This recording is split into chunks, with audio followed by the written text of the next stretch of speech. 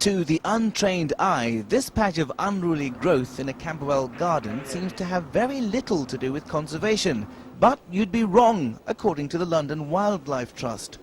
This is bramble, good old blackberry. This is probably a more important plant for a lot of wild animals than the Japanese knotweed. It's got good flowers, so there's lots of nectar in them. Things like butterflies like them, and honeybees use the flowers.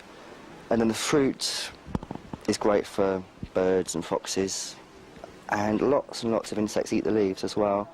It's a good nesting place for common garden birds like blackbirds. Yeah, it's all right. Londoners are being urged to let their gardens go wild in the name of conservation. Some, like the owner of this garden, need little encouragement.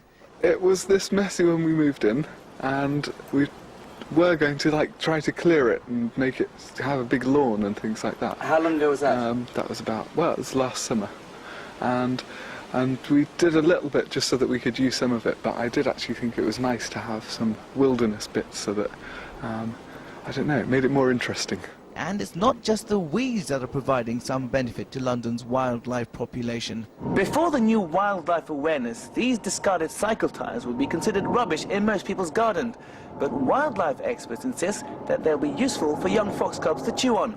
All this is good news for Jake, who now contemplates many hours away from his garden and enjoys his new status as a conservationist.